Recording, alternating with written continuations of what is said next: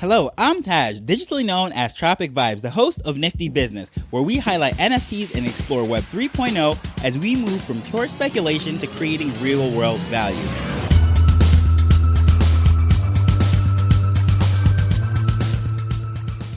So yesterday's episode was not very well received, not because people weren't listening to it or because it wasn't very good content, but because it wasn't exciting news. A lot of people were under the impression that this merger would lower gas fees and all sorts of changes would happen on day one that would just make this space just like Solana as far as what's going on in Ethereum. But unfortunately, that is not the case. A lot of wrongful information is being passed around, and these quote-unquote thought leaders that have not even read the information that ethereum.org has just put out a lot of misleading information. So because of this, some people might read this or listen to this, I should say, and think, well, nothing's really going to happen, and that is not good news, and it was a bummer.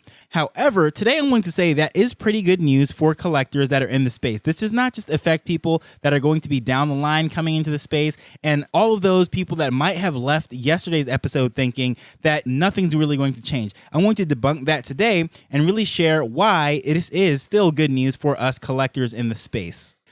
So when the merge takes place later this week, things are going to change as far as the back end. But on the front end, as we're collecting and trading and doing all sorts of different things up front, it really isn't going to make much of a difference. We're not going to see that much of a change. And in theory, that is what they want to happen as far as switching out these engines mid-flight. It was the analogy that I gave yesterday. Well, what is going to happen with all of this stuff is the impact that we're going to see is, yes, down the line as they're building different things, but right away there is some good news that we can really think of. On day one, there is going to be 99.95% less energy that the Ethereum blockchain is going to take up. And that is very good news for the simple fact that let's just go all the way back to the day I came into all of this NFT space back in May of 2021. Well, I first started collecting, and it was really just digital collectibles was what I was going after. They had real no utility, and it was just basically like digital trading cards. And I was collecting all of this stuff. Quickly, I came into music and everything of that nature. And what my mind automatically went to was the Gorillaz band. If you're familiar with the Gorillaz band, they're an animated digital band, if you will, and they created some great music back in the day when I was in high school. And you might be familiar with their hit, Clint Eastwood. I ain't happy, I'm feeling glad I got sunshine in a bag, I'm useless, but not. Well, when I came into the space, I don't know why I automatically connected them with the metaverse and everything that they were doing as a digital band, because these people were hiding behind the identity of these animated characters. And I thought, wow, this is so cool that there's a digital identity created behind these characters and this band. I have no idea who the real people are that were playing the instruments or singing or anything of that nature. I know the lead singer, Murdoch, was this character that was animated and what have you. And just like how we had all of these identities, as I open up this thing by digitally known as Tropic Vibes, that's how I made all that connection. So I immediately went and started to search if the Gorillaz have an NFT project. And much to my surprise, I found out that they attempted to, however, they ended up canceling it because the fans had a whole bunch of backlash and they were very negative towards it. I couldn't understand why, so I started to do some research, and it all came down to the environmental impact of Ethereum. Well, at that time, and really still till this day, there is a lot of concern about what the NFTs and blockchains and crypto and everything is doing to the environment. And of course, the Gorillaz made some music that was about saving the planet and the environment and so forth. So fans were saying they're big hypocrites for coming out. At this time, all NFTs, all blockchains and everything was painted with a broad brush, as basically every NFT that you mint or you put on a blockchain was basically killing polar bears in the Arctic, and that was not cool.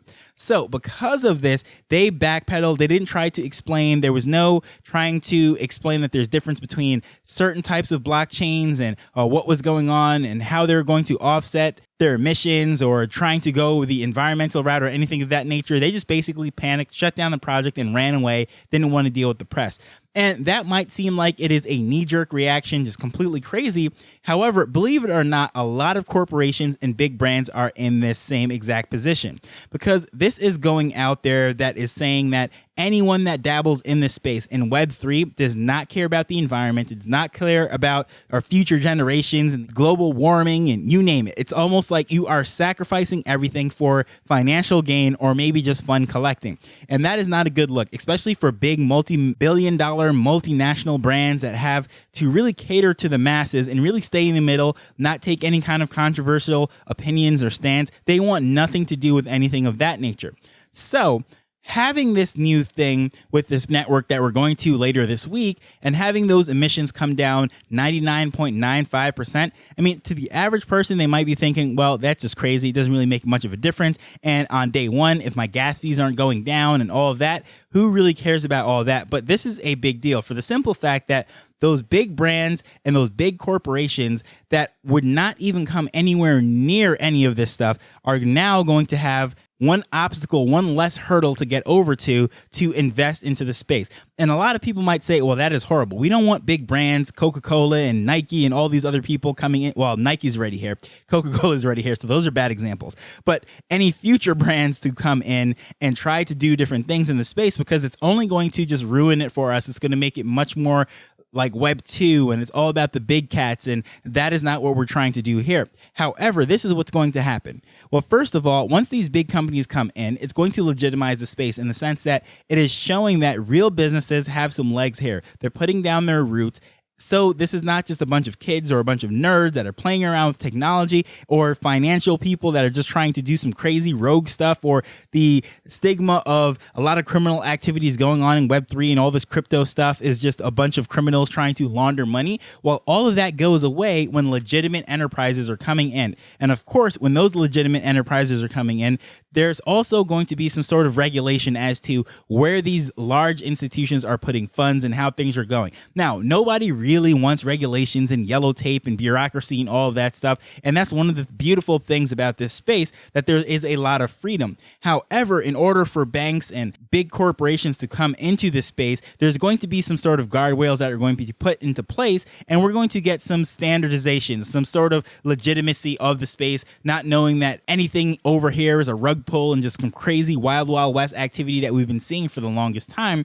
Well, what's going to happen also is once that big money starts to come in, they can put into investment and making things a little bit more user friendly. For example, how difficult it is right now to fund your wallet with crypto, and how just easy it is to lose everything because the user interface is just very technical. You have to read all of those things that you're signing, and really it's not a very simple process. Now, if you're coming to the space today or this week or very recently, you might not notice the headaches that we had to go through and all the hoops we had to jump through, say, last year when we're coming into the space, or what we were doing in 2021 and the earlier part of the year. It was a complete nightmare. You know, even for me to fund my wallet and get into it, it took over 2 weeks. It was absolutely ridiculous. But as these big companies are coming in, making investments, they're going to make the user interfaces, possible apps that we're familiar with on our phone that is just easy to log into and just onboard a lot of people. And also, there's going to be more fiat payments, you know, banks that want nothing to do with crypto, because even right now, a lot of times if you're trying to fund your wallet using traditional methods, say using a credit card or a debit card, some banks will not fund a crypto account. Some banks will only do it with, let's say, certain types of accounts, or they'll only do it with debit cards and not the credit cards. So there's all sorts of sort of restrictions, because they really look at this area as a risky area. And in theory, what they're saying on paper anyways is that they're trying to protect your consumers. I believe there's other ulterior motives as far as their profits being protected, because at the end of the day, they don't want anything to really compete with the standard, the financial model that they're going right now. But this thing is really unavoidable. The snowball is already rolling downhill and is turning to a boulder. So they just have to adopt and either get onto the system or be left behind. And they don't want to be left behind. So they're going to adjust and want to come into the space. However, with all those shareholders, of course, the government regulations, and even limiting what sort of environmental impact they could have where they're investing and putting money,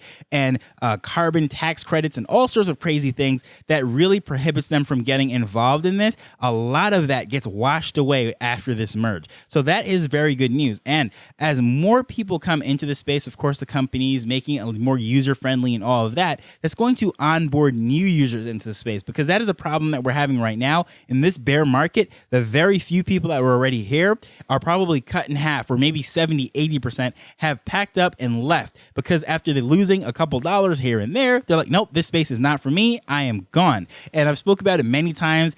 Twitter accounts that used to be NFT accounts are now travel accounts and food accounts. And a lot of people are leaving. So we need more people into this space. And the only way for more people to come in is for them to get educated. The process can't be too difficult. There needs to be an easy on-ramp. And after this big money comes through and all these companies and all these things legitimize the space, that is when more people are going to come on. And if we want mass adoption, true mass adoption of lots of people coming in, and this is not going to happen overnight. This is a gradual process of more people coming in, getting education, and the next wave of people that are going to start building and all of that is going to bring in more people. And of course, that's going to be like the snowball effect. More people come in, they bring in more people, and so forth. It is the flywheel at that point.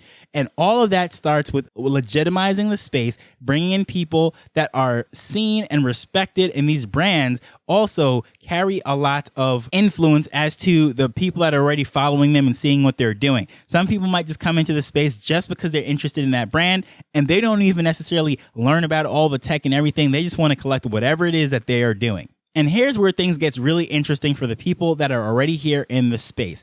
As more people come in, they're going to then start to learn about all of the different options, how they can get into various blockchains, get their own wallet, maybe not use fiat anymore, go the true Web3 decentralized route and doing everything that we are basically accustomed to in this space right now. And they really branch out and get deeper down that rabbit hole. And what they're going to end up realizing is the people that were here from 2021, 2020, and even before that, you know, the 2017s and the crypto punks and all of those older projects are going to be really seen as the OGs. Those are the amazing, original, historical value NFTs, and their value is going to go up. So if you're collecting right now and you have all of these things, you might think that this is just worthless. The value of everything has gone down. But just imagine if 3, 4, 5 million people come into the space, and that's not a crazy number, but that is probably 10x what is currently here right now because so many people have left. So those people come in, they start to seek out those older projects that we might even have in our hide folder, and we thought it was, you know, gone to zero. One of the casualties of Gary Vee's famous prediction, 99% of these are going to zero, and then all of a sudden there's a resurgence, interest in that. Do you know how many things that I know of in my lifetime that have gone out of style, were deemed as worthless? We've thrown them out, whether it be fashion that we threw out of our closet, we donated to Goodwill, or some toys that we just put out, and then in 5-10 years, all of a sudden there's a resurgence and it has value.